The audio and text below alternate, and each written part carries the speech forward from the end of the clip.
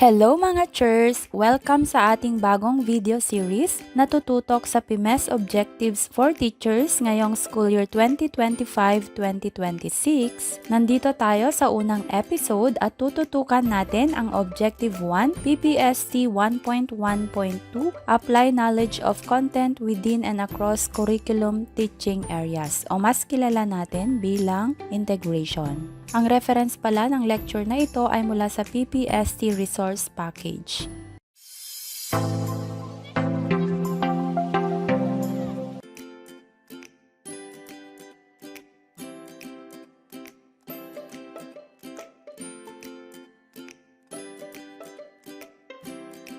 Quick reminder lang bago natin tuluyang pag-usapan ang Objective 1. Sa multi-year PMES, kailangan natin ng 2 classroom observations, isa sa quarter 1 or 2 at isa pa sa quarter 3 or 4. Pare-pareho ang mga objectives mula Teacher 1 hanggang Teacher 7. Ang nagkakaiba lang ay ang level ng rating na mas mataas syempre para sa mga proficient teachers or teachers 4 to 7. Ngayon, tandaan din natin ito. May 9 na objective na kailangang maipakita sa buong school year under Classroom Observable Indicators.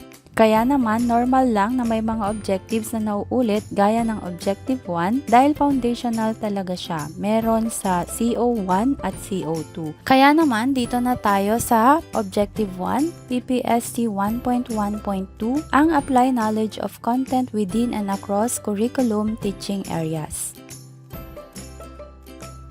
Dapat nating tandaan na ang application ng content knowledge ay may malaking epekto sa kung paano natin ine-engage ang learners, kung paano tayo pumipili at gumagamit ng instructional materials, at kung gaano kalaki ang impact ng teaching natin sa learning achievement ng mga bata. Bilang guro, napakahalaga na kaya nating magpakita ng tama, malalim at malawak na kaalaman sa mga konseptong itinuturo natin sa bawat teaching opportunity. Kasabay nito, kailangan din nating gawing makabuluhan ang bawat lesson at may connection dapat ang mga ito sa nakaraang aralin o subject content, may ugnayan sa ibang subject at may saysay sa totoong buhay ng mga bata.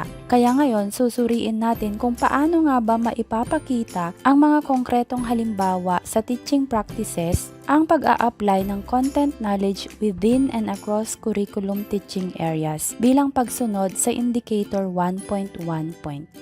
Narito ang mahahalagang konsepto sa PPST 1.1.2. First, content knowledge. Ano ba ito? Ang content knowledge ay tumutukoy sa kaalaman at competencies na inaasahang master ng guro upang makapagturo ng maayos, tama at epektibo. Hindi lang ito basta alam ang lesson. Kailangan, naiintindihan natin kung bakit ganoon ang concept, alam natin kung paano ito i-explain sa iba't ibang paraan, at kaya natin itong iugnay at i-apply sa totoong buhay. Narito ang mga concrete examples. Sa math, hindi lang formula ang itinuturo, kundi kung bakit ganoon ang proseso ng calculation. Sa science, hindi lang parts ang minememorize, kundi ang function at application nito. Sa English naman, hindi lang rules, kundi actual usage sa speaking at writing ang mas mahalaga. Second, curriculum areas. Ano naman ito? Ang curriculum areas ay may iba't ibang learning o subject areas na itinuturo at natututunan sa basic education curriculum, katulad ng math, English, science, Filipino at iba pa. Bagamat magkakahiwalay sa schedule, magkakaugnay ang mga ito sa totoong buhay at dito nga pumapasok ang integration. Third, within curriculum teaching areas. Ito ay ang integration sa loob ng ating subject area. Ibig sabihin, inuugnay natin ang mga topic at competencies nasa isang curriculum guide at parehong subject at grade level. Layunin nitong continuous at connected ang learning ng mga bata. Concrete examples nito ay sa math, pwedeng pag-aralan natin ang fractions at natatouch ang decimals and percentages. Sa English, sa lesson na vocabulary, natatouch ang sentences at even paragraph writing. Sa science naman, sa states of matter, na iuugnay natin ito sa changes in matter up to daily applications.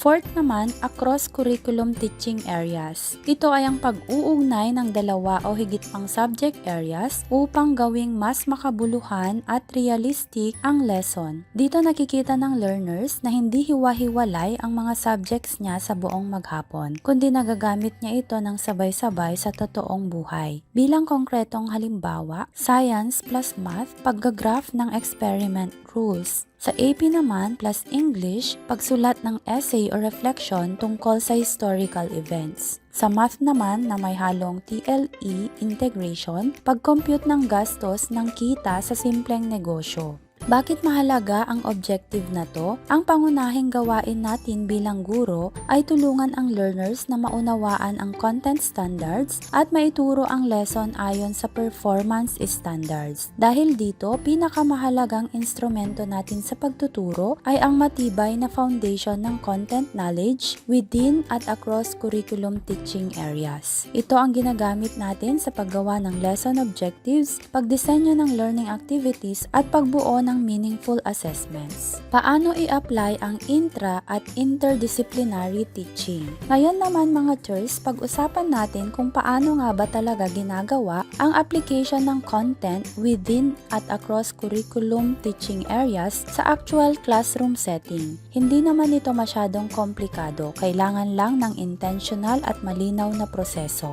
Step 1, clarify the learning focus. Una, linawin muna ang target learning competencies. Basahin at unawain kung ano talaga ang inaasahang matutunan ng learners at isalin ito sa specific, measurable at learner-centered objectives. Kaya naman talagang uunahin dapat ang paggawa ng objectives. Hindi yung nakagawian ng iba na tapos na yung lesson plan saka palang gagawa ng learning objectives. Ang objectives kasi ang anchor ng buong lesson plan. Dito naiikot ang mga ipaplanong activities, integration at assessment. Step 2, know your learners. It really pays na kilala natin ang mga bata. Kailangan kasing isaalang-alang ang kanilang learning styles, interests at motivation, learning needs at previously mastered competencies. Kapag alam natin kung sino ang tinuturuan natin, mas nagiging angkop, inclusive at engaging ang lesson. Sa ganitong paraan, alam natin kung hanggang saan ang kaya nilang gawin o unawain o ano pa ang pwedeng idagdag kung sila ay mga advanced learners o kaya naman ay slow learners. Step 3, check the teaching context and resources. Kailangan suriin ang actual na teaching context. Tingnan natin kung gaano kahaba ang oras ng klase, ano yung mga available ICT tools natin, at ano ang current lesson competencies ng ibang subject areas. Layunin nito na makagawa ng lesson na realistic at doable, hindi lang ideal sa papel. Kaya naman sa akin bilang grade 7 English teacher, lalo na ngayong 3rd quarter up to 4th quarter, ay reading kami ng mga expository text. Usually, in-interview ko yung kanilang MAPE teacher, science teacher, at iba pa para malaman ko kung ano ba yung applicable na reading text na pwede kong ilagay sa lesson namin. Kasi mas nagiging exciting sa kanila kung yung binabasa nilang teksto ay may kinalaman sa current lesson nila sa ibang subject. Nagiging scaffold material ko na yung mga reading text na related sa kanilang current lesson sa ibang subject areas. Step 4, make learning meaningful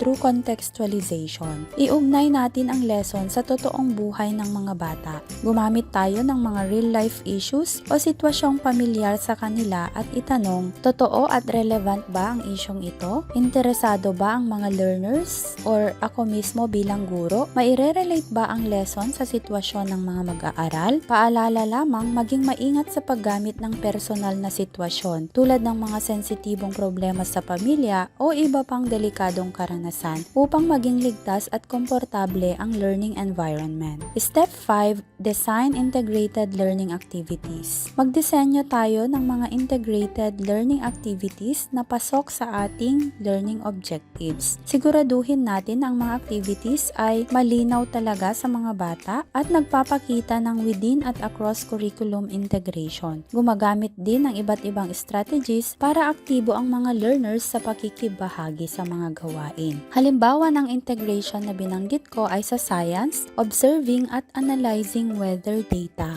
Sa math, organizing at pag-graph ng results. Sa English, pag-uulat at pagpapaliwanag ng findings with data. Dito mismo, nakikita at nararanasan ng learners ang integration. Step 6, facilitate learning, not just activities. Tandaan na hindi lang activities ang mahalaga, kundi ang facilitation. Habang nagle-lesson, magtanong ng higher order questions, magbigay ng real-time feedback, at i-highlight ang connection ng lesson sa ibang subject. Dito malinaw na naipapakita ang application ng content knowledge. At dito ko rin masasabi na kapag tayo ay nagpapa-activities, yung roaming around the room ay napakahalaga pa rin dahil habang palipat-lipat tayo sa iba't ibang pangkat, mas lalo nating na-i-enhance ang integration ng lesson dahil mas naiga-guide natin sila sa kanilang gawain. Kaya naman, ugaliin natin yung practice na ikutin natin ang buong klase habang nagtatrabaho ang mga bata para mas aktibo sila at nakakapagbigay ka ng feedback kung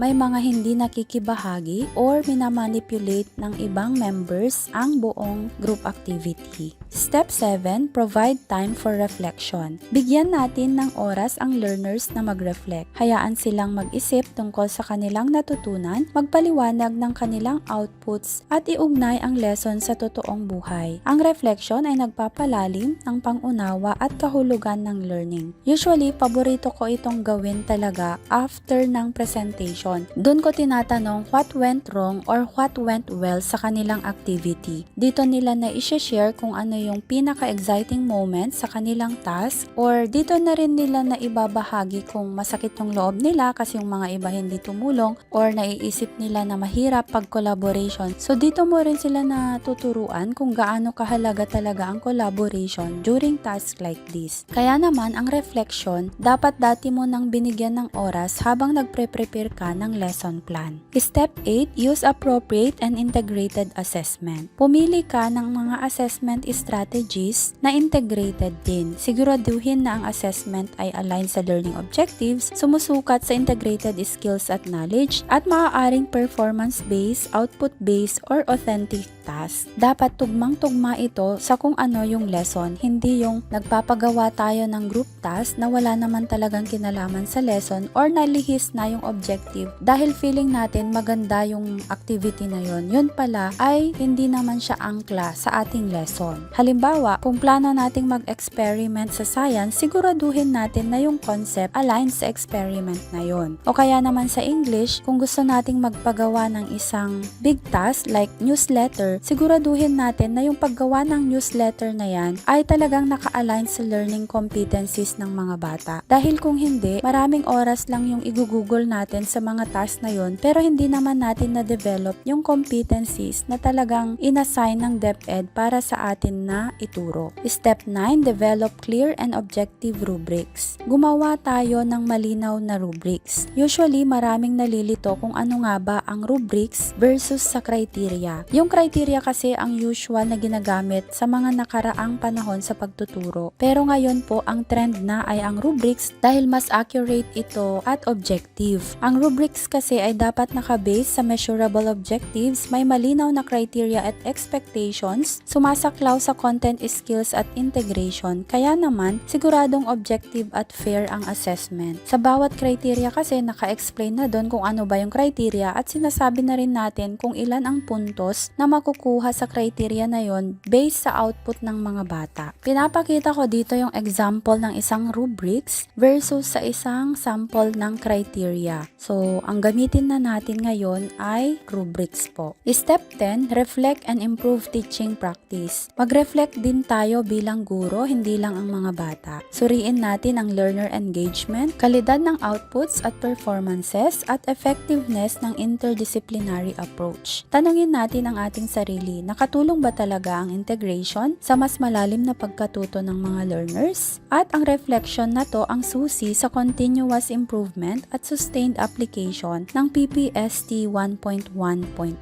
Mahalaga yung part na to kasi dito natin masasabi kung naging successful ba tayo sa implementation ng ating lesson plan or meron din tayong laps na kailangang i-improve once na i-implement na naman natin yung ganoong strategy. Wala po kasing perfect na strategy kaya continuous improvement talaga. Kaya naman mga churs, dapat nating isipin na ang application ng Objective 1.1.2 ay hindi dagdag sa trabaho. Dati na natin itong ginagawa. Ito talaga yung intentional planning, skillful facilitation at reflective teaching na mga bagay na ginagawa na natin araw-araw. Ang mahalaga ay conscious tayo, malinaw at well-planned ang ating mga ginagawa. Meron lang akong mahalagang paalala, ang application ng content knowledge ay hindi lang integration ng topics. Skillful facilitation ay malinaw na ebidensya ng indicator. Incidental teaching ay valid na paraan ng integration. Ito yung biglang may naisisingit ka sa lesson dahil nakita mo na connected siya, tinatawag itong incidental teaching at ito po ay integration din. Pwedeng ipakita ang indicator sa kahit anong bahagi ng DLP or DLL. Culminating activities at school programs tulad ng Nutrition Month, Buwan ng Wika at Science Fair ay magandang halimbawa din ng interdisciplinary teaching lalo na kung ini-integrate natin siya mismo sa ating classroom teaching. At ang huling paalala ko sa inyo sa objective na to ay ang integration ang nagsasabi na hindi na tayo pwede sa lecture method lamang.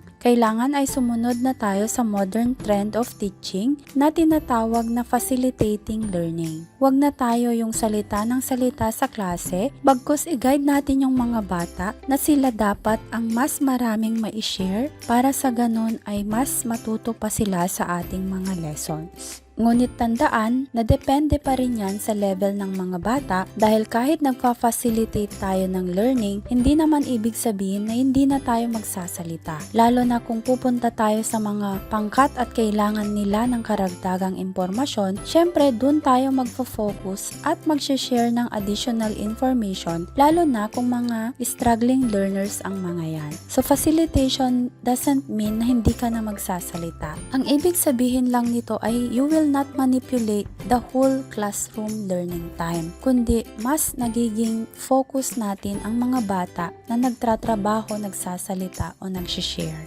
At dito na nga po nagtatapos ang ating episode 1 para sa PPST 1.1.2. Sana naging maliwanag sa inyo kung paano nga ba isinasagawa ang integration. Abangan po ninyo ang susunod na episode kung saan pag-uusapan naman natin ang PPST 1.4.2 at dito naman ay titingnan talaga natin kung paano nga ba ang integration naman sa numeracy at literacy. Kaya naman mag-subscribe ka na kung hindi ka pa nakasubscribe and click the notification bell para updated ka sa mga bago nating upload. Pa-like, pa-comment at i-share na rin ninyo sa inyong mga teacher friends ang video na to. Paalam! Happy Teching Day!